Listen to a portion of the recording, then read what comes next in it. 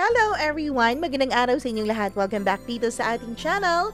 Kasama niyo na naman ang inyong one and only Mama Mia, and syempre part 3 tayo ngayon sa kwento ni Rose. Pero bago ang lahat, nais ko muna mag-thank you sa inyo na laging nakasubaybay sa atin. Hi kay Ella Geda o Ella Abangers in Hong Kong. Maraming salamat sa pagsubaybay. John Ellie Trapa, maraming salamat. Valerio Tushipin, maraming thank you from Sampalucan, Taytay, Rizal. Hi din kay Ma'am Colleen Bueno, maraming salamat. Marvy Montesilio, Josie Vina, thank you so much sa pakikinig. Gretchen Gaurana, maraming salamat. Hi din kay Kailin 05 na almost 1 month na nating subscriber, isa lang pala siya. Hello sa iyo, maraming salamat sa pakikinig. Hello sa Chantilis Garments ng Project 4 QC na always na nag-aabang, maraming salamat sa inyo. Cutie Hot Mom, thank you so much. Leticia Amante, happy birthday. Today is her 71st birthday. Ayan, happy birthday sa iyo, Madam. Kay Keisha Roth, maraming salamat. Hello rin kay Gail Easy, kay Rosana Gonzalez, thank you very much sa iyong pakikinig. Ayon, hello din kay Marichet Serviano, Christina Sison, Kit In's Love, maraming salamat. Hi din kay Marilyn Castillo, kay Rosana Crisostomo, at sa lahat po ng ating mga suki na laging nakikinig. Sa mga hindi po nabati, huwag kayong mag-alala, may bukas pa, babatiin ko kayo. Charot lang. Na ako naman, part 3 na tayo sa kwento ni Rose, kaya wag na nating patagalin dahil alam kong excited ka na dyan. Excited ka na ba talaga? Eto na po ang part 3 dito lamang sa Dear Mama Mia.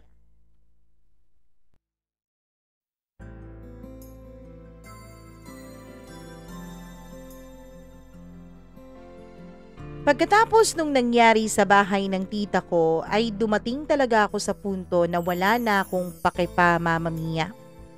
Para ba nung mga panahon na yon na love conquers all talaga sa buhay ko. Parang inubos ko na lahat kay Anton. Pumayag na ako, Mama Mia, na magpatuloy ang relasyon naming dalawa. Hindi na ako nagmamatigas pa. Every day I am making memories with him kasi alam ko na baka hindi na magtagal ang mga nangyayari sa amin. Baka hindi na ito maulit pa. It's just that wala siyang alam sa parting yon. Ang akala niya ay masaya na kaming dalawa. Hindi ko pa rin nasasabi kay Anton, Mama Mia, ang totoong mangyayari sa buhay ko. Nauuwi na ako sa amin at ang mga magulang ko na ang magdedesisyon ng lahat sa buhay ko. Humahanap lamang ako ng saktong timing para masabi ko sa kanya ang tungkol sa mga sinabi din ng tito ko sa kanya. Mama Mia, hindi ko gustong basta-basta ko na lang i-confront itong si Anton. Dahil gusto ko na kapag nag-usap kaming dalawa ay hindi galit ang mangingibabaw kundi pag-e-explika. Totale, alam ko na naman kung totoo man yun o hindi, paghihiwalay din naman kami ng panahon. Mama Mia, parang naging bigla akong matured sa mga nangyayari. Hindi na ako nag-iisip pa ng iba. Si Anton lang talaga ang priority ko nung mga time na yon. Binigay ko na sa kanya ang lahat. Wala na akong itinira pa para sa sarili ko. Gusto kong mag-enjoy kaming dalawa sa konting time na natitira para sa amin.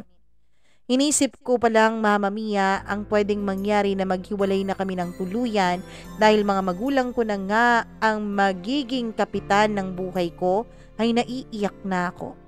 Wala na kasi akong ibang maiisip dahil kung papalag pa ako sa gusto ng mga magulang ko ay ang kalayaan naman ni Anton ang manganganib. Kaya nasabi ko, Mama Mia, na sana 18 na lamang ako nung mga panahon na yon para wala na kaming problema pang dalawa. Grabe naman talaga tong tito ko. Magkaibigan pa naman sila ni Anton pero bakit ganun na lang ang mga pinagsasasabi niya tungkol dito? Well, baka totoo din ang mga sinabi niya tungkol kay Anton. Baka hindi yun paratang at hindi yun bintang. Iniisip ko talaga ng maayos. Sumasakit na nga ang ulo ko sa kakaisip. Yung parents ko, Mama Mia, ay hindi po nila personal nakakilala si Anton. Yung galit nila kay Anton ay nakabase lamang sa mga sinasabi ng tito ko sa kanila.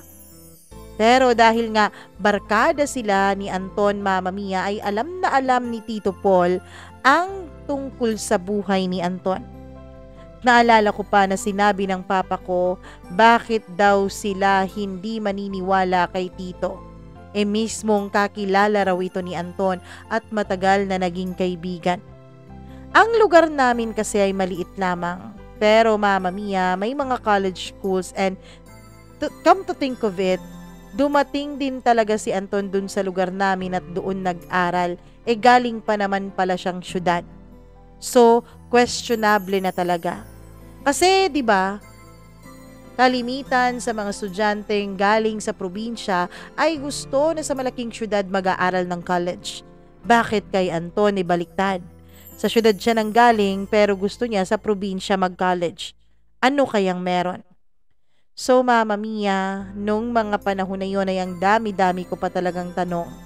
Pero ewan ko ba, sa tuwing magkakasama kami ni Anton ay nawawala ang takot at pati na rin ang kaba ko. Napapalitan ito ng pagkakampante.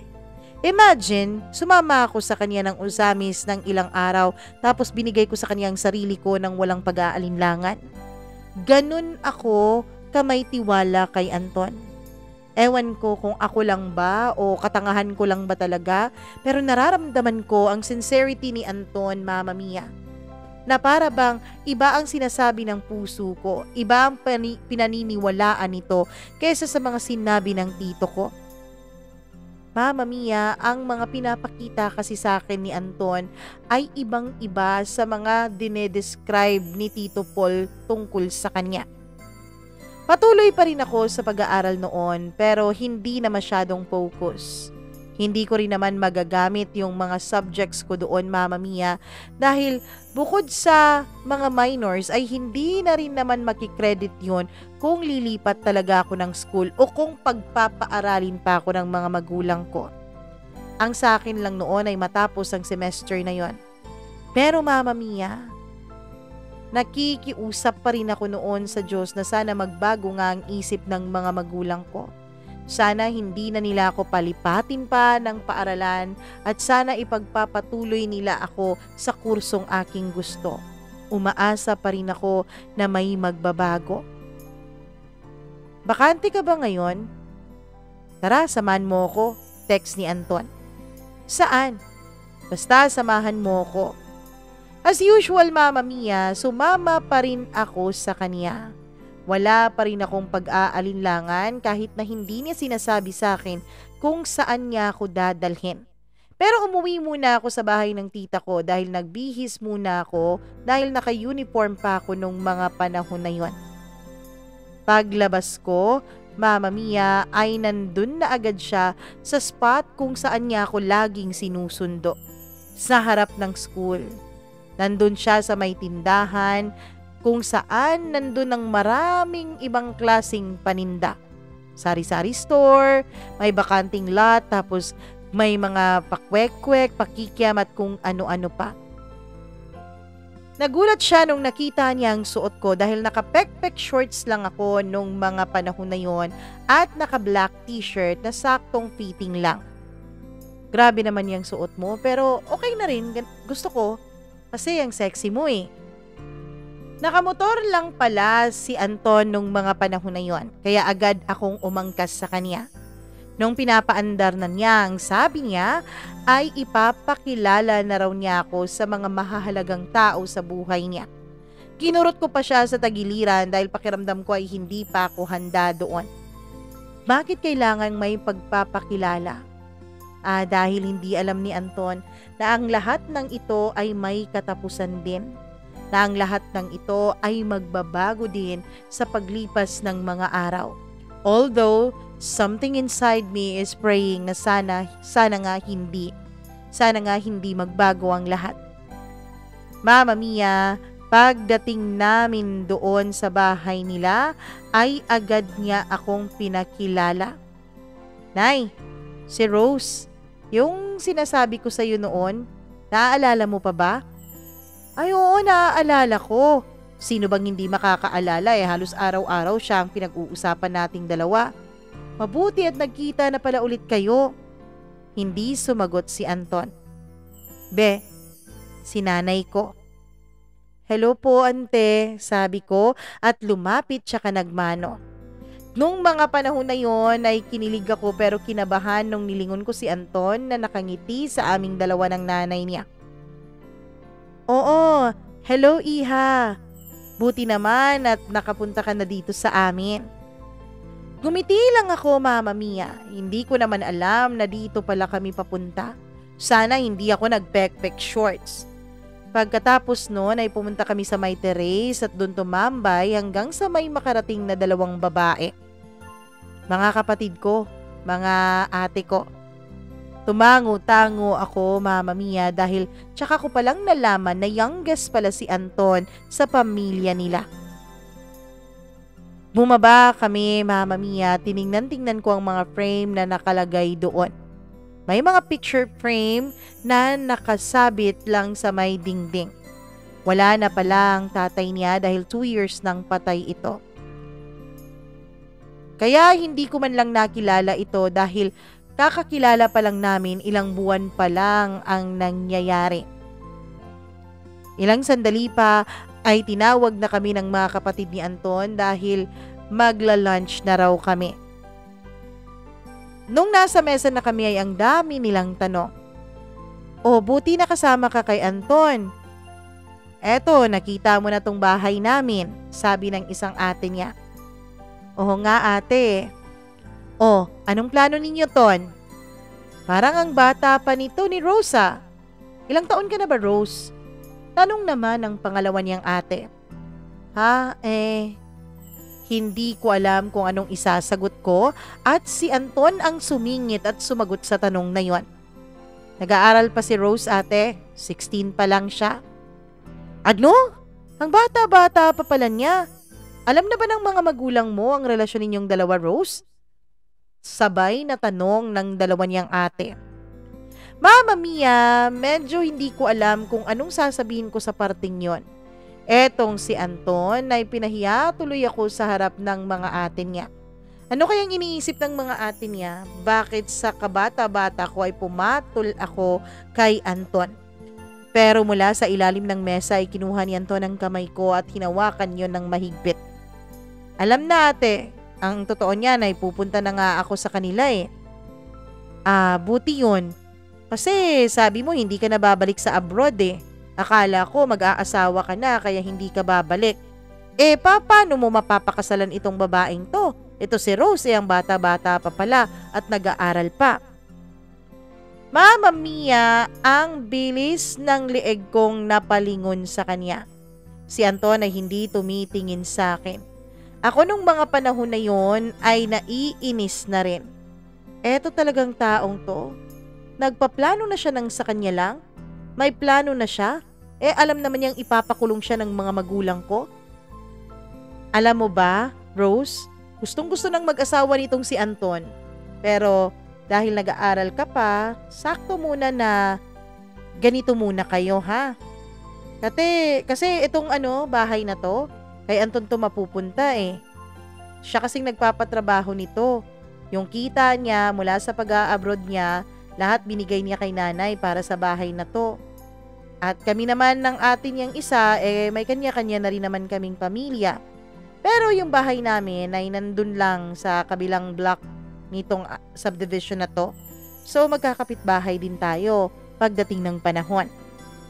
Habang nag-uusap at nagsasalita si Ate Ann, Mama Mia, ay nakikita ako sa pagmumukha ni Anton na seryosong-seryoso talaga siya. Hindi ko na alam kung ano ang sasabihin ko nung mga panahon na yon, pero tumango-tango na lamang ako. Nung natapos kaming kumain ay wala nang isang nagsasalita. Pagkatapos ay umupo muna kami ng konti at umalis na rin kami dahil pumunta kami ng sementeryo dahil magtitirik raw siya ng kandila para sa tatay niya. Hindi pa rin siya nagsasalita at wala pa rin paliwanag tungkol sa mga plano niya sa buhay.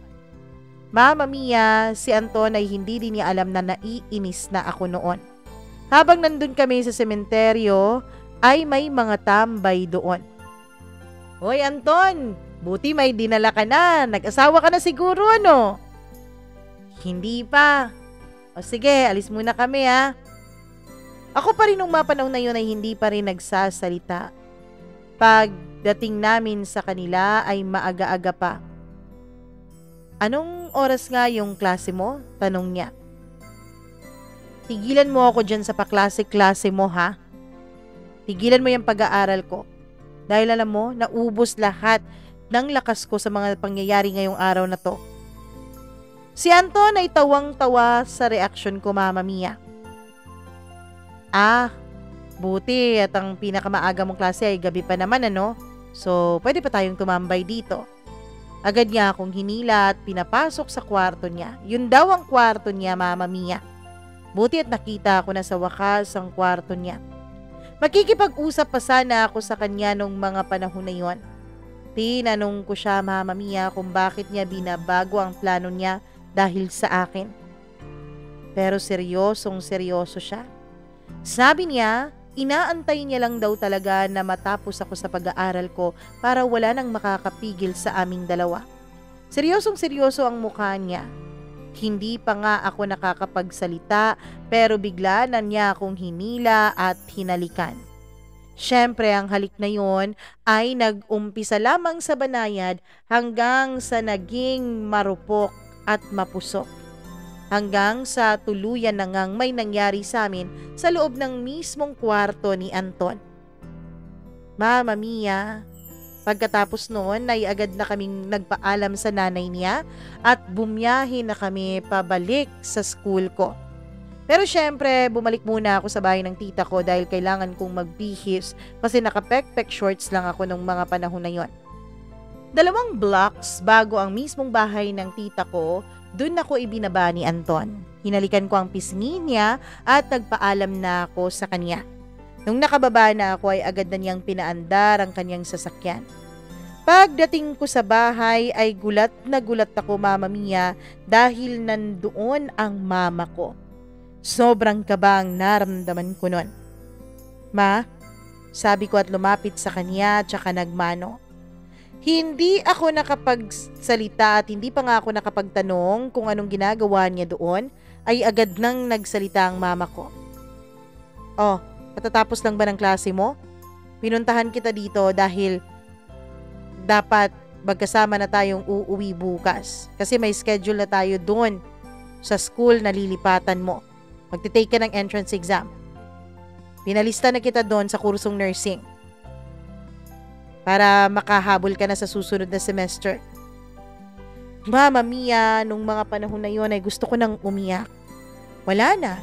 Sila na talaga ang magdedesisyon sa buhay ko. Hindi na lang ako nagsalita. Gusto kong sumigaw. Gusto kong isigaw lahat ng frustration sa puso ko. Sige, kumain ka na. Siya nga pala, bakit ganyan ang suot mo? Bakit nakapekpek shorts ka lang? Ano kasi ma, gumawa lang kami ng projects, sabi ko.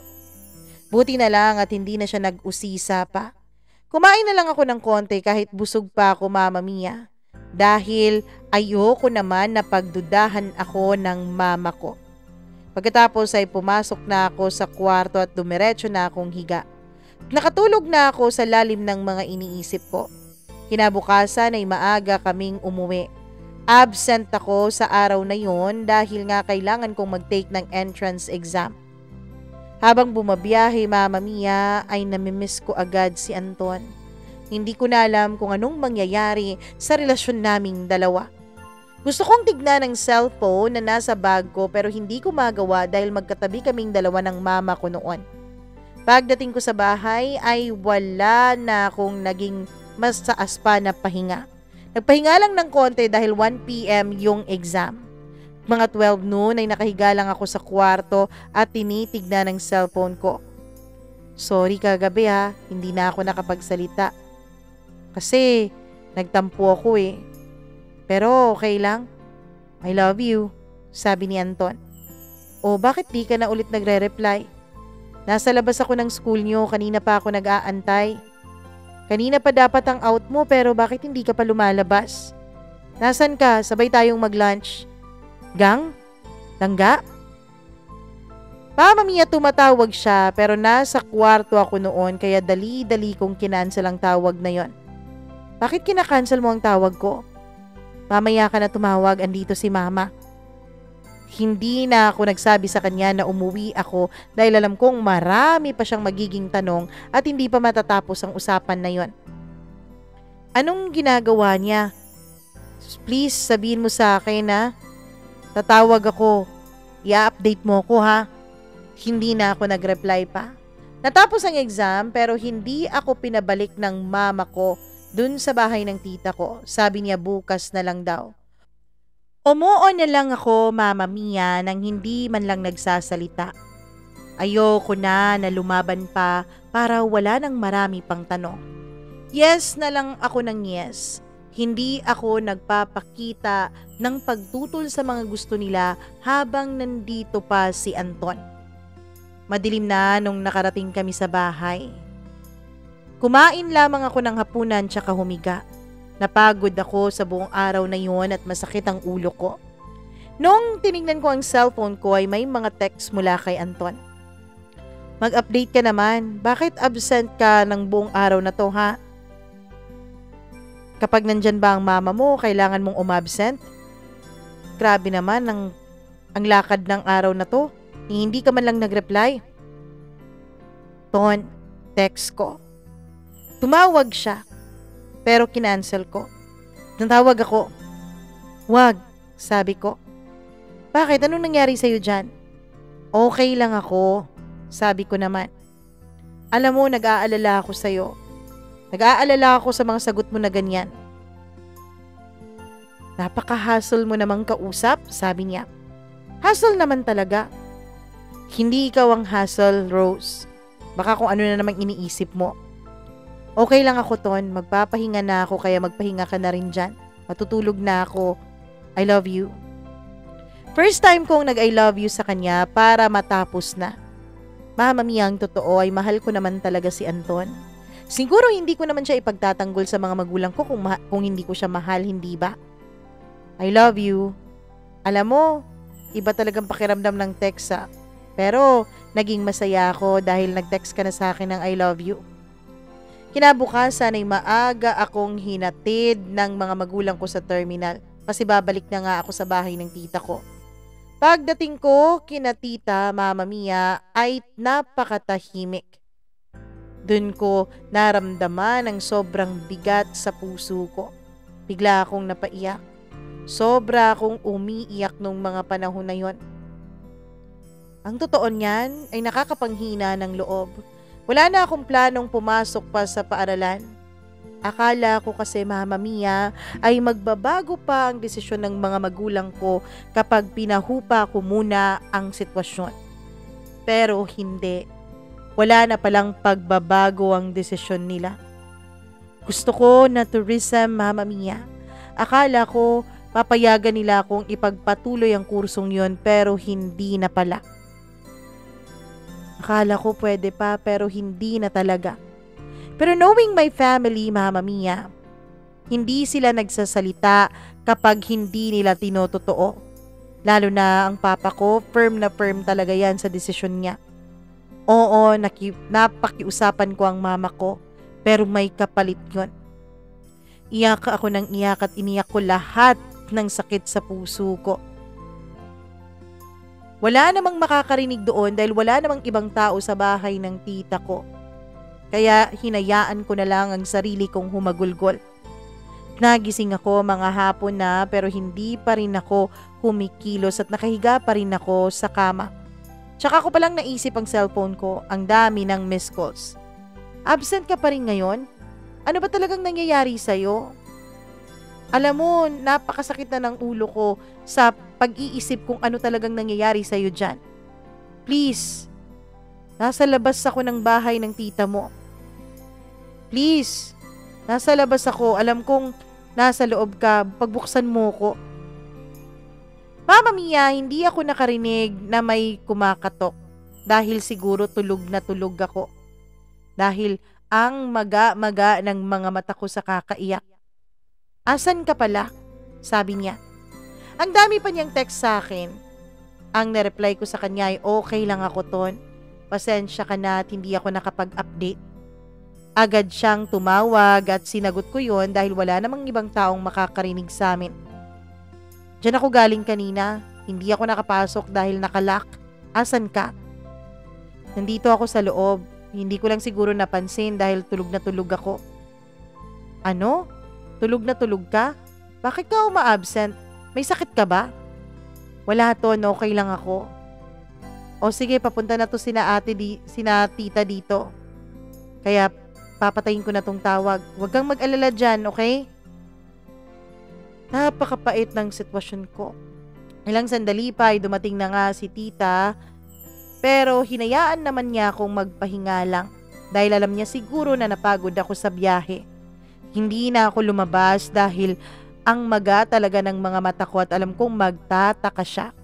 Kinabukasan, klase na naman. Alam ko, Mama Mia, na nandun ito si Anton at mag-aabang sa akin sa labas at hindi nga ako nagkamali. Nakita ko siya na nakasandal sa kanyang sasakyan at naninigarilyo. Dumiretso ako sa pagpasok ng loob ng sasakyan niya. Oh, bakit parang ang hina ata ng katawan mo? Ano nangyari sa mga mata mo? Bakit napakamaga? Umiiyak ka ba? Hindi naman. Siguro dahil napasobra lang ako sa tulog. Tinignan ako ng maigi ni Anton at alam kong hindi siya naniniwala sa sinabi ko. Noon, pwede bang igala mo ako ngayon? Si Anton naman ay biglang napalingon sa akin. Hindi kasi siya sanay na ako ang nag-aaya, pero ngumiti siya. Yan, alam kong magiging masaya tayo dyan. Pero ayoko namang gumala eh. Ang gusto ko, humiga lang tayo tapos matulog, sabi niya sabay tawa. Alam mo, tumahimik ka nga dyan. Pero sige, ikaw bahala kahit saan mo ako dalhin. Si Anton naman ay mabilis pa sa 4:00 ang mga kilos. Doon niya ako dinala sa may beach na may mga cottages. Doon kami nagpahinga. Doon kami gumawa ng mga milagro, Mama Mia, na para bang wala ng bukas. Inubos namin lahat ng lakas na meron kami sa pagniniig naming dalawa. Pahinga lang ng 5 minutes tapos agad-agad bumabalik sa pagroromansahan hanggang sa tuluyang may nangyari sa amin. Tanging ang dagat lamang at ang mga alon ng saksi sa kaligayahan na pinagsasaluhan namin sa loob ng close cottage doon. Hindi ko na talaga pinigilan ng sarili ko. Binigay ko na halos lahat, perform kung perform, Mama Mia. Kahit hindi ko pa nasubukang magka-boyfriend ng mga kaidaran ko dahil seryoso po agad ang naging karelasyon ko na si Anton. Matapos ang ilang round ay nanghina talaga ang mga tuhod namin. At dun na nga nag-open up itong si Anton. Pwede bang sabihin mo sa akin ang tungkol dun sa blotter? Hindi mo na ito matatakasan kaya sagutin mo ako ng maayos. Kasi may nakakita raw sa atin sa Osamis. Grabe, napakamalas naman natin dahil nakita talaga tayo doon eh. Hindi naman tayo masyadong lumabas doon, 'di ba? Pero feeling ko, si Tito ang nakakita sa atin. Dahil ang alam ko, pumunta din pala siya ng Osamis para mag-take ng board exam. At dun siya nakatira sa bahay ng isang tita ko. Tapos, nung dumating tayo, dumating din sina Mama at Papa. Galit na galit sila at pinapauwi nila ako. Hindi ko alam na pinablatter ka pala nila. Nalaman ko na lamang nung tapos na silang magpa-blatter. Pero alam mo ba, galit na galit sa'yo ang tito ko, si Tito Paul. Ano man sinasabi niya? Tingin ko nagalit ang mga magulang ko dahil din sa mga sinabi ni Paul eh. I mean ni Tito Paul. Noong mga panahon na yon, Mama Mia, hindi ko alam kung re-respetuhin ko pa ba ang tito ko. Dahil pakiramdam ko siya ang pinakamalaking hadlang sa relasyon naming dalawa ni Anton. Oh, ano bang mga pinagsasasabi niya? Isang beses lang akong nagtanong, Ton. Isang beses lang ako magtatanong sa'yo. Pwede ba sagutin mo na ako ng maayos by this time? Huwag kang mag-alala. Hindi naman kita huhusgahan eh. Sana naman sabihin mo sa akin ng totoo. Matagal ko nang itinatanong to sa'yo pero sa tingin ko hindi ka pa handa na i-explain sa akin. Kaya hindi ako nag-confront sa'yo kahit na magdadalawang buwan na. Pero please by this time sagutin mo ako ng maayos. Sabi nila yung mga babae mo raw, para ka lang daw nagbibihis ng t-shirt mo o di kaya para ka lang nagtatapon ng basahan. Tapos may pa-drugs ka pa raw, tapos may anak ka pa. Wala ka raw clear na kinabukasan. Wala ka raw pangarap sa buhay. Yun ang exact na linyahan ng tito ko. Tumawa si Anton at bumangon siya, Mama Mia. Binuksan niya ang bintana at kumuha siya ng sigarilyo at nanigarilyo ulit. Tahimik na tahimik siya. Tahimik na tahimik din ang paligid at napakasarap pagmasdan ng dagat. Kinakabahan ako nung mga panahon na yon. Nanlalamig ako. Dahil, Mama Mia, nahiya ako sa sarili ko. Kasi kung totoo man lahat ng mga yon, alam ko na tama ang tito ko. Hindi ko alam kung handa na ba ako sa mga magiging sagot ni Anton. Pero it's now or never. Ito ang tamang panahon para pag-usapan namin ang lahat ng ito. Uy, sumagot ka naman dyan. Kanina ka pa naninigarilyo dyan eh. Please naman huwag mo nang iwasan na pag-usapan natin ang mga bagay na to. Dahil hindi ko matanggap kung anong mga narinig ko ng tungkol sa'yo. Pero dahil nandito na tayo, once and for all, para matapos na to, pwede bang sabihin mo na lahat habang maaga pa? Nung masabi ko ang huling linya kong yun ay mabilis na lumingon sa akin si Anton. Mama Mia, kung nakakasugat lang ang mga tingin niya, ay siguro ang dami ko ng sugat sa pagkakataon na yun. I never thought that Paul would stoop so low just to pin me down. Sabi niya. Si Anton ay nagpatuloy pa rin sa kanyang paninigarilyo. Yun bang mukha niya, Mama Mia, ay parang nangingiti pero parang naiiyak. Ganun na hindi ko maintindihan. Para siyang nasasaktan pero nagagalit. Inantay ko ang explanation niya. It's true. Everything is true. Pero kahit sinong binata naman siguro, hindi ba? Oo, nagkakausap kami, tapos nagkakaintindihan. Kapag hindi na magkakaintindihan, naghihiwalay, ganun. Oo, may mga kapling ako and we both knew that's how it is. That's how it works. I don't mind it at all. Not until I saw you. It started as a simple admiration. Hindi ko na lang namalaya na na-attach na pala ako sa'yo. Hindi ko na lang napansin na ikaw na pala ang nagiging dahilan ng away namin nung ex ko. Dahil ang dami na niyang mga text sa akin na hindi ko na nire-replyan. Dahil bising-busy na ako sa kakatingin ko sa'yo. Bising-busy na ako sa kakahanap ko sa mukha mo.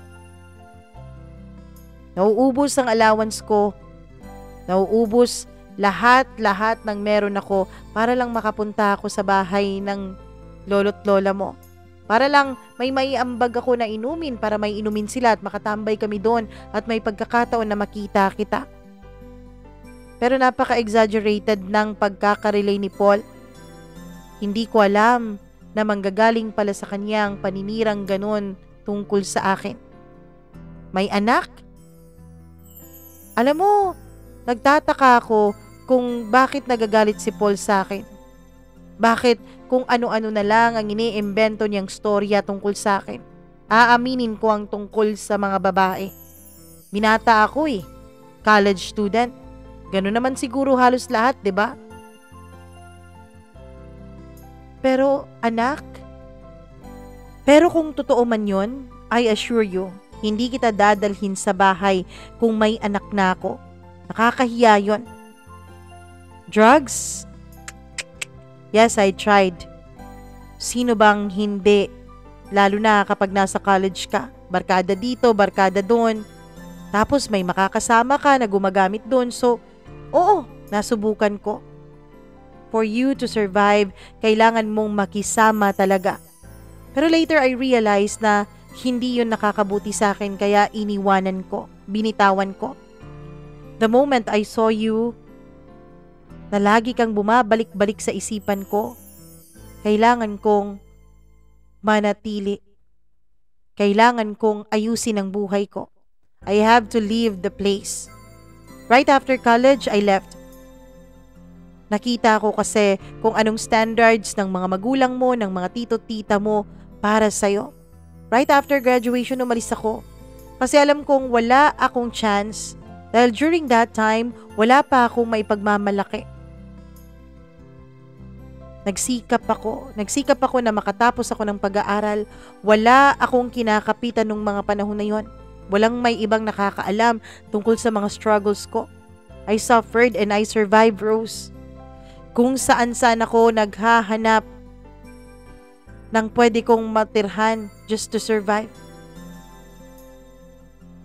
Wala kaming pera. Hindi kami mayaman, hindi kami katulad ninyo. Pero hindi yun naging hadlang para tapusin ko ang pag-aaral ko. Hindi yun naging hadlang para maging maayos akong tao para sa'yo.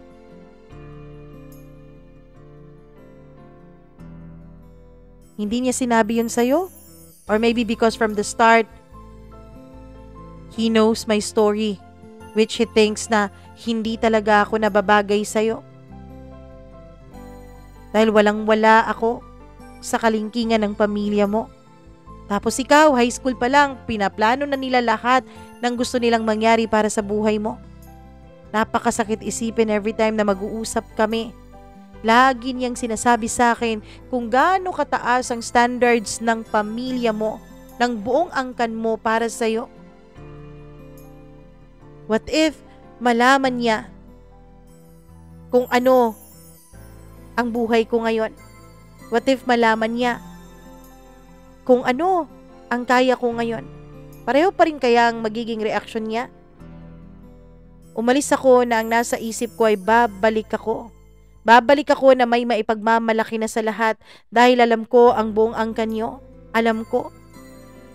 Gusto nila na maiayos ang buhay mo. Gusto nila na mataas ang tingin ng lahat ng tao sa'yo. At dahil sa gusto nilang nasa taas ka, iniisip nilang hindi ako bagay sa'yo. Iniisip nilang wala akong narating sa buhay. Nag-aalala sila kung anong magiging buhay mo kung ako ang kasama mo. And alam ko, yun ang totoo. And that's the deal. That's the real thing. Kahit ako naman siguro kapag may anak ako, ganun ang iisipin ko eh. Pero Rose, nakipagkarera ako sa buhay sa labas. Sa labas ng bansa, nakipagsapalaran ako.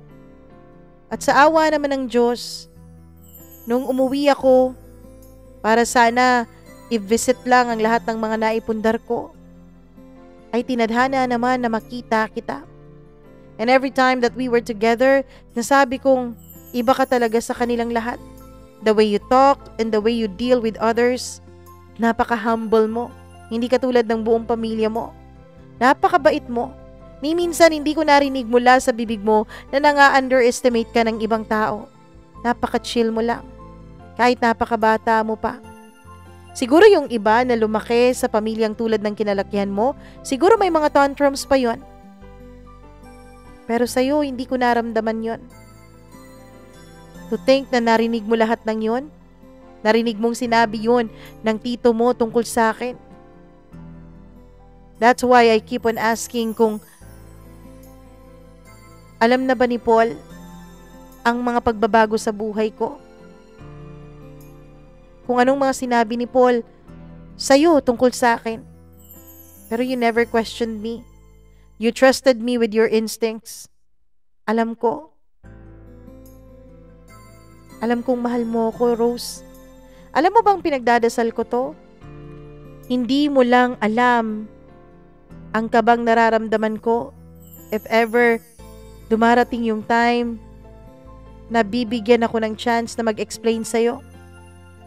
Pero hindi mo ko pinahirapan. Hindi ka mahirap kausap. Alam mo bang it's one of my worries? Pero sinalo mo lahat. Sinalo mo lahat ng galit ng mga magulang mo para sa akin. Wala kang pake sa paligid mo. As in, tanggap na tanggap mo kung ano ako. You never ask for my background. Kahit siguro sabihin kong drug lord ako, parang baliwala lang sa'yo eh.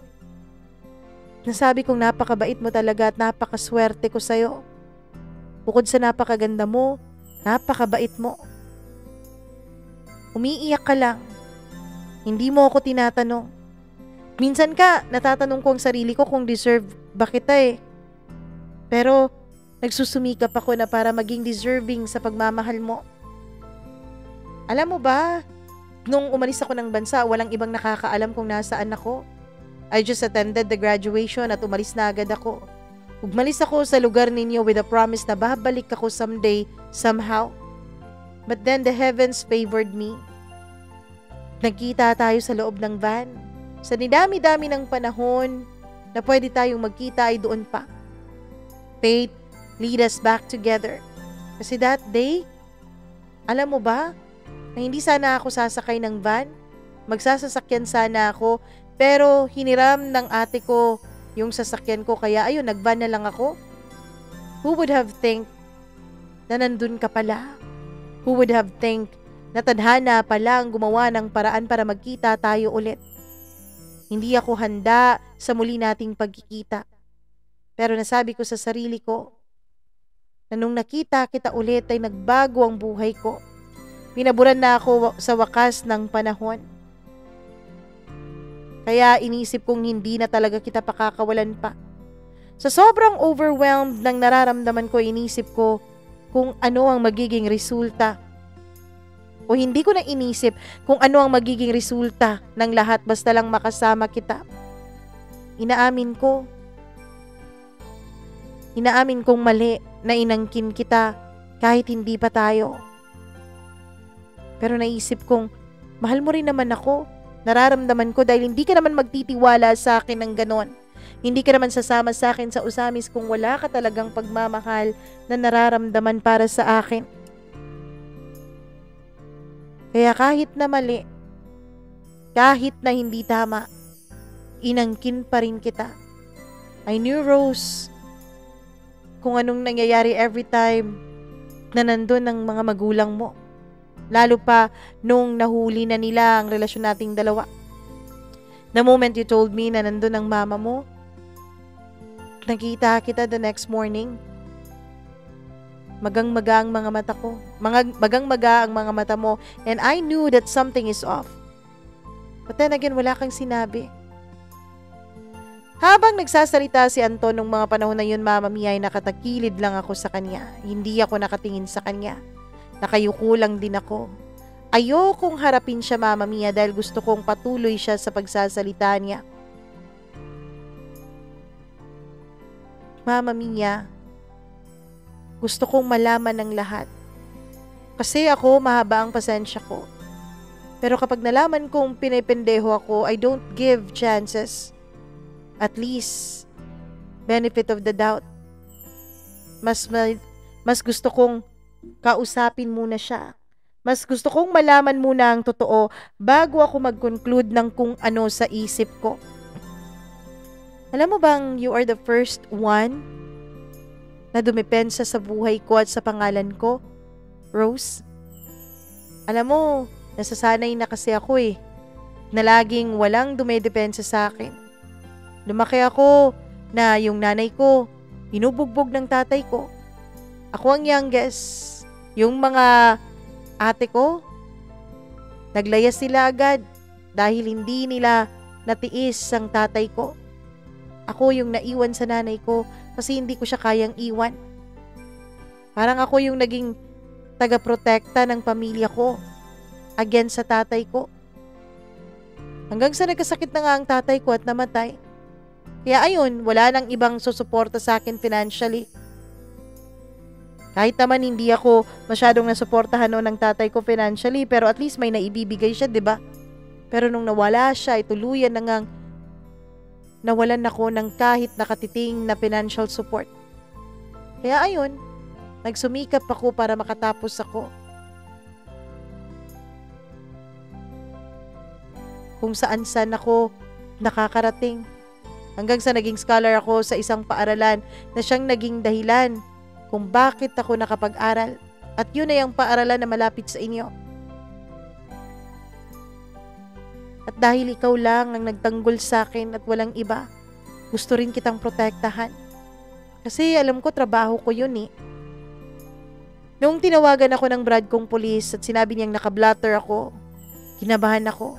Hindi dahil natakot ako, kundi dahil nag-aalala ako sa'yo.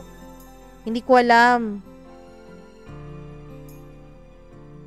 Pero galit na galit ako nung mga panahon na yon. At blind na blind ako sa galit ng mga magulang mo sa'yo. Kaya pala pinauwi ka nila.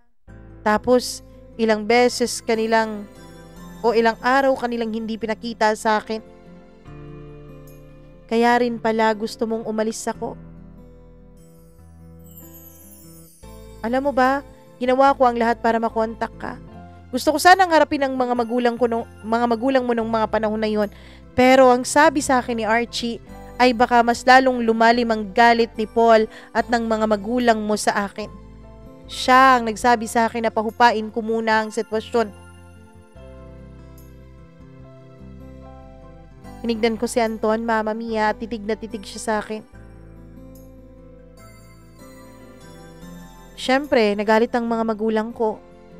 Siyempre, pinagalitan ako. Yun lang naman eh. Ayaw mo pa rin bang sabihin ang totoo? Bakit hindi sila tumuloy sa pagpapile ng kaso sa akin? What's the bargain? Uy Anton, napakaseryoso mo naman dyan. Kinakabahan tuloy ako sa'yo. Sabi ko na pilit pinapagaan ang sitwasyon naming dalawa. Everything's good, ako pa. Yun lang talaga ang nasabi ko dahil ayoko na pag-isipan pa ang mga sasabihin ko, Mama Mia. Alam ko na magiging burden both on our sides. Alam ko na malulungkot siya kapag malaman niya, Mama Mia, na hindi ko maipagpapatuloy ang kursong gusto ko. Sabi ko sa sarili ko, I will simply cross the bridge when I get there. Alam kong hindi naniwala si Anton sa akin. Hindi na lang din siya nagtanong pa. Mama Mia, lumipas ang mga araw hanggang sa patapos na ang klase. Itong si Buds, invite sa akin sa isang bar. So I said yes finally. Kasi gusto ko rin namang maranasan kung ano ang nasa loob ng bar eh. Kasi hindi na ako doon mag-aaral, di ba? Kaya ayon, pinasuot niya ako ng napaka-sexing damit. All black at medyo backless pa ang likod nun. Pero before ako pumayag, Mama Mia, sinabi ko sa kanya na pumupunta ba o nagtanong ako sa kanya kung pumupunta pa ba si Anton sa bar na yon. Sure ako na wala si Anton doon. Kasi ang alam ko, hindi na siya pumupunta doon eh. Sigurado ka ba talaga ha? Kasi gusto ko sanang magpaalam kay Anton eh. Sabi ko. Naku, wag ka na magpaalam. Ano ka ba? You are your own person, you know. Mag-enjoy ka na lang doon dahil paminsan-minsan lang naman to. At saka, napakalapit na ng sem break, ano? Matagal-tagal din tayong hindi magkikita. Hindi ko rin nasabi kay Buds ang totoo, Mama Mia. Hindi ko nasabi sa kanya na hindi na talaga kami magkikita pa ulit. At least dun sa school na yon dahil hindi na ako doon mag-aaral. So tama siya, dapat i-enjoy ko na lang ang gabing yon. If magtatanong kayo kung bakit ako umalis, Mama Mia, o bakit ako nakaalis sa bahay ng tita ko, si Buds po kasi ang pumunta doon at siyang nagpaalam sa tita ko. Ang sinabi niya sa tita ko ay may birthday lang sa kanila at invited ako. At since kilala naman siya ng tita ko ay pumayag ito. Kaya doon kami sa bahay ni na Buds nagbihis. Hanggang sa makarating na nga kami doon sa bar. Uminom-inom kami ng konti, Mama Mia. Siyempre, nung mga panahon na yon ay may mga dumating na mga lalaking kakilala rin namin. Tumabi sila sa amin. Ako nung mga panahon na yon ay dun na ako nag-umpisang kinakabahan dahil itong si Buds, Mama Mia, ay wala naman po sa usapan namin na may mga lalaking darating. Patuloy pa rin kami sa pag-iinuman hanggang sa nanghihila na nga yung ibang mga kasamahan ng kakilala naming lalaki para magsayaw. Tumayo ako, Mama Mia. Kesa naman, upo ako ng upo, tapos kapag tapos na kaming sumayaw nung isa, yung isa naman ang hihila sa akin. Sa palagi naming pagsasayaw ay biglang may humawak sa bewang ko. Nung mga panahon na yun ay tipsy na kasi ako, Mama Mia. Hinawakan ko yung kamay na humawak sa akin. Pero biglang parang mas lalong humigpit ang pagkakahawak niya sa bewang ko. At nung tinignan ko kung sino ang umawak sa akin, ay alam kong namumutla ako kahit hindi ko nakikita ang refleksyon ko nung mga panahon na yon. Hindi ako nakapagsalita. Oh, napakagaling mo palang magsayaw, ano? Napakagaling mo pala at napakabagay sa'yo ang magsayaw. Kaya pala, kanina pa ako ng tawag sa'yo pero wala namang sumasagot. Oh, napakagaling mong babae ah. Hindi kami umalis sa gitna, Mama Mia, pero hawak-hawak pa rin niya ang bewang ko ng napakahigpit. Nasabi ko tuloy sa sarili kong ano ba talaga tong taong to? Bakit bigla-bigla na lang sumusulpot sa kung saan-saan? Alam mo, bagay na bagay sa'yo kapag kinakabahan ka. Sorry, Ton. Ang tangi kong nasabi. Mahigpit niya akong hinila, Mama Mia, at pinaupo sa may upuan. May mga katabi ka pa talaga, ha? O bakit galit na galit ka? Eto naman ang gawain mo dati, di ba? Diba sabi mo normal lang naman to? Sabi ko. Ah, ganon. Ikaw pa nga tong nahuli ko, ikaw pa tong galit. O ano? Sige, uminom ka ng marami nang mapawi ang uhaw mo. Kanina, nung hindi mo pa ako nakikita, inom ka ng inom. Tagay ka ng tagay, tapos may pabulong-bulong pa yung mga lalaking kasamahan mo sa'yo at may pabulong-bulong ka rin ka sa kanila. Mama Mia, iniisip ko talaga ng maigi kung kailan ba ako binulungan at kung kailan ba ako bumulong. Well, talagang mapapabulong ka kapag nasa bar ka dahil ang lakas-lakas naman talaga ng tugtog ng musika. Hindi kayo magkakarinigan kaya kailangan yung magbulungan. Sige na, inom pa, sabi naman ni Anton ulit. Ewan ko kapag talagang nakakainom ka, no, medyo tumatapang ka. Kaya yung sagutan ko noon kay Anton ay alam kong pasarcastic na. Oh, bakit? Sa'yo lang ba ako pwedeng lumande, ha? Alam mo, kailangan ba talaga na dumiretso ako sa pagiging mature at sa pagiging kaidaran mo? Unfair mo naman. Dumaan ka sa ganito tapos ikaw ipagkakait mo sa akin na dumaan dito, ha? Si Anton, Mama Mia, ay hindi sumagot pero yung jawline niya ay alam kong nagpipigil na sa galit. Lumapit sa amin si Buds at yung lalaking kasama niya. Parang iba na yung kasama niya kaysa sa kanina. Parang hindi ito kasali dun sa mga lalaking naka-table namin kanina lang. Uy sir, enjoy muna kami ngayon na. Alam mo, buti hindi mo sinama yung isa. Sabi niya na siguro ang tinutukoy niya ay yung lalaki niya na kaibigan ni Anton. Ah, kung sinama ko yon, talagang huling-huli ka. Mama Mia, hindi ko na alam kung ano ang mga pinagsasasabi ko noon. Pero ang naaalala ko ay medyo tipsy na ako at nahihilo na rin ako. Alam, Ton, nahihilo na ako eh. Huwag kang tumigil dyan. Ito yung pinunta mo dito, di ba? Tapos tumatakas-takas ka pa sa akin, pwede naman kitang samahan. Kaya sige, uminom ka pa. Napasandal na ako nung mga panahon na yon dahil nahihilo na nga ako, Mama Mia. Tapos bigla kong naramdaman na hinila niya ako at iginian niya ako palabas ng bar. Habang naglalakad kami ay pagewang-gewang na ako. Sandali lang, Ton, si Buds. Huwag mo nang hanapin yon. Masaya na yon at maligaya na yon kung nasaan yon ngayon. Mama Mia, nung nasa labas na kami ay pinasakay na niya ako ng sasakyan niya. At doon ay talagang pinagsabihan niya ako na para ba siyang lolo ko. Sabi niya siguro kung hindi raw siya nakarating ay baka kung sino na ang lumapit sa akin at baka kung saan na ako dinala.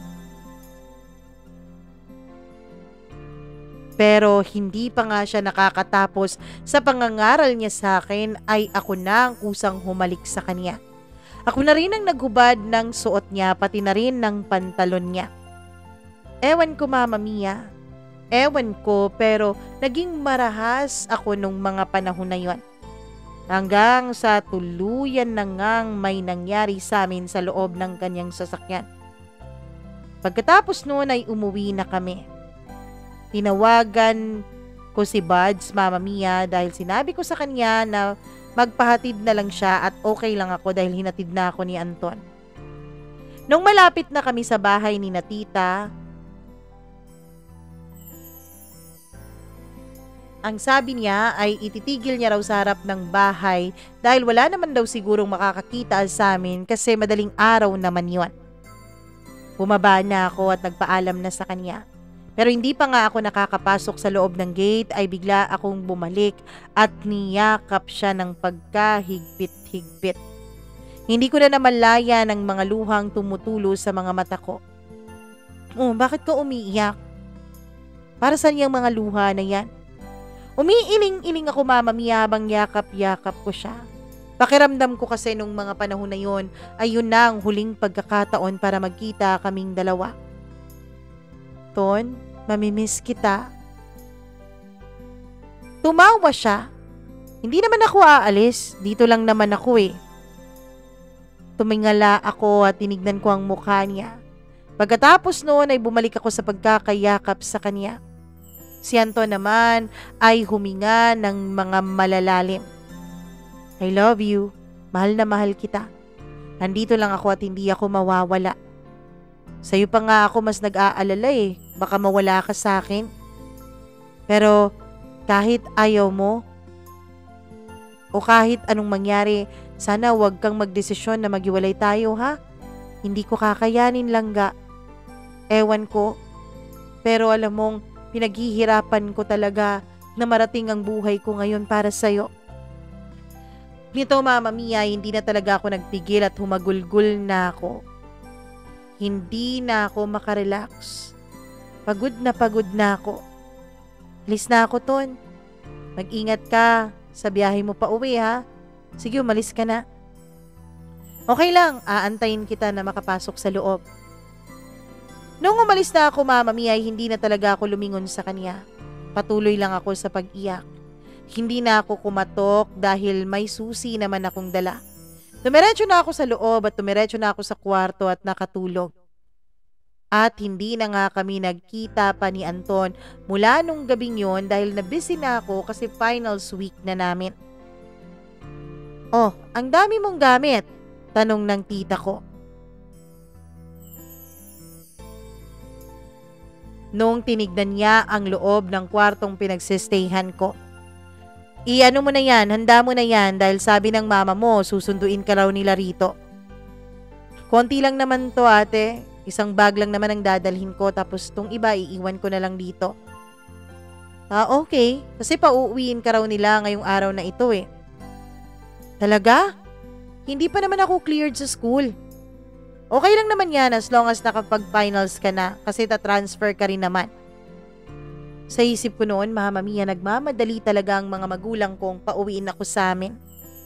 Okay, sige po. Magliligpit na po ako.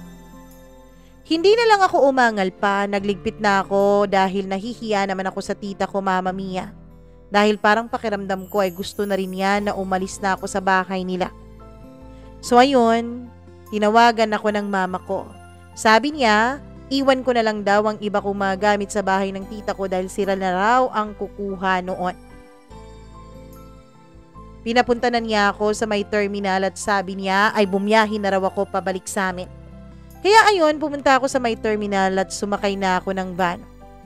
Empty pa ang van nung sumakay ako, Mama Mia. Nakasandal ako at malayo ang paningin ko. Ano kayang mangyayari sa amin ni Anton? Ano kayang magiging kinabukasan ng relasyon namin? Nakakapanghinang isipin ang tungkol doon. Kinuha ko ang cellphone na binigay niya sa akin at ang dami na pala niyang missed calls and texts. Kailan matatapos ang klase mo? Uuwi ka agad ba sa inyo? Ihahatid kita ha. Sasamahan kita. Nasa van na ako ton, aalis na ako ngayon. Magte-text lang ako sa'yo. Magte-text na sana ako sa'yo pero naunahan mo ko. Ang dami mo na palang tawag at missed call sa akin. Ano? Tapos na ba ang klase mo? Parang hindi pa naman ah. Bakit dediretso ka agad ng pauwi sa inyo? Bakit hindi mo man lang ako sinabihan? Tapos na ang finals exam namin, clearance na lang ang kulang ko. Sa susunod na lang yun kasi pauwi na ako ng mga magulang ko eh. Pagkatapos kong ma-send yun ay nag-ring agad ang cellphone ko. Tumatawag ang manong Uncle Antonio. Oh, nasan ka ngayon?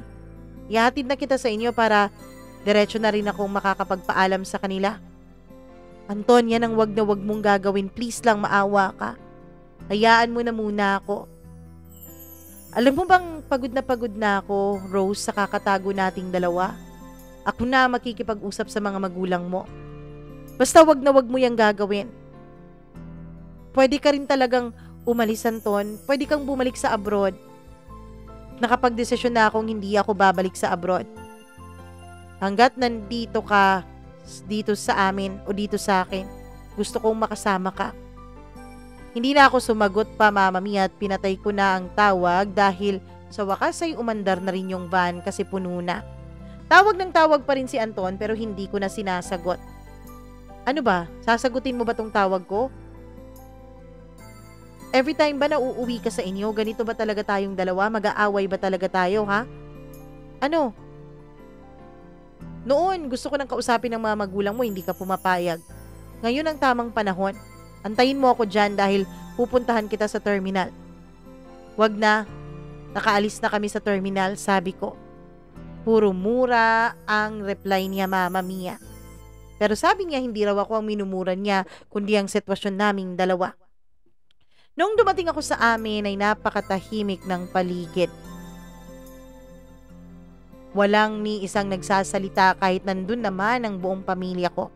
Sabay-sabay kaming naghapunan. Doon kami sa compound kumain at naglagay pa talaga ng mahabang table dahil nandun din ang mga tita-tito ko. Alam mo, in due time may nurse na rin tayo, sabi ng tita ko. Oo nga eh. Alam mo, madali lang naman ang panahon. Tapos alam kong madali lang para kay Rose ang pagna-nurse kasi matalino tong batang to eh. Kaso lang, bobo naman pagdating sa pag-ibig. Hindi ako sumagot at hindi na rin naman dinugtungan ni Tito Paul yon. Pagkatapos dumating ang mga second cousin ko na nursing din ang kinukuha. Kasi yun ang pasasamahin sa akin ng mga magulang ko para ma-enroll daw ako at maging classmates din kami. After ng hapunan na yon ay nagpahinga kami at dumiretso na ako sa kwarto ko at nilock ko ang pintuan at tinignan ko ang cellphone. Last text niya yung kanina pa pero ang dami-dami niyang missed calls. Hindi na lang ako nag-reply pa. Gusto ko munang pahupain ang nararamdaman ko. After a week ng pagsistay ko sa bahay namin ay sa wakas enrollment na and officially enrolled na ako as a nursing student. Mama Mia, dito na talaga nag-sink in sa akin ang lahat. Na siguro wala na talagang pag-asang matupad ko pa ang pangarap ko na maging flight attendant. Mama Mia, nung mga panahon na yon ay hindi kami nagkaka-textan ni Anton. Not until isang araw. Rose, nagsisimula na ang enrollment. Kailan ka magpapa-enroll kasi susunduin kita dyan? Huwag mo na nga akong sinusundo-sundo dito, sabi ko. Ang dami niyang naging text pero isa po ang nagpakaba sa akin ng husto. Baka may gusto kang sabihin sa akin, sabi niya. Please don't keep me hanging. Ano ba? Gusto mo ba talaga na sa iba ko pa malaman, ha? Grabe ka naman. Bakit ganyan ka? Alam mo, Napapamura tuloy ako dahil sa ginagawa mo eh. Kaya pala, labis-labis ang iyak mo nung huli tayong magkita. Ano ba? Bakit hindi na balance itong mga relasyon nating dalawa? Alam mo bang galit na galit ako ngayon at gusto kong pumatay ng tao, ha? Mama Mia, alam kong ginost ko in a way si Anton.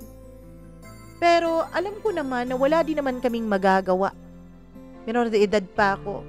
Kaya pamilya at mga magulang ko pa ang magdedesisyon para sa sarili ko. Sorry Anton, pero hindi kita kayang kausapin ng personal. Sorry talaga. Please, hayaan mo na muna ako. Wala naman ang ibang mangyayari pa. Huwag mo nang sayangin ang panahon mo dito sa akin. Alam mo, marami ka pang pwedeng magawa sa buhay mo nang ikaw lang mag-isa. Huwag mong sayangin ang mga pinaghirapan mo nang dahil sa akin. Nakita ko yung struggles and success mo. Huwag mong sayangin ang lahat ng yon. Dahil alam kong masasayang ang lahat ng yon kapag pinagpatuloy natin ang kung anumang namamagitan sa ating dalawa. Please, ipagpatuloy mo ang plano mo sa buhay mo at huwag mo na akong isipin pa, Anton. Nakakapagod na rin ang sitwasyon nating dalawa at nakakapagod na rin na makipaglaban pa sa pamilya ko. Everyday nilang pinaparamdam at binabalik sa akin ang mga pagkakamali ko at nakakapagod yon. Antayin mo ako dyan dahil pupuntahan kita dyan. Maawa ka naman sa akin, Rose. Handa naman akong harapin ang mga magulang mo. Handa naman akong kausapin sila. Kung pupunta ka dito, Anton, hindi talaga ako haharap sa'yo. At hindi mo na ako makikita pa ulit. At hindi na rin mangyayari na magre-reply pa ako sa mga text mo. Mama Mia, ang totoo ay kinakabahan ako sa sinabing yun ni Anton. Napupuntahan niya ako. Nakakausapin niya ang mga magulang ko. Alam ko, Mama Mia, alam ko na magiging malaking iskandalo kapag nangyari yon. Kaya sinabi ko yun kay Anton, hoping na baka matakot siya at baka hindi na lang din niya ituloy ang pagpunta sa akin.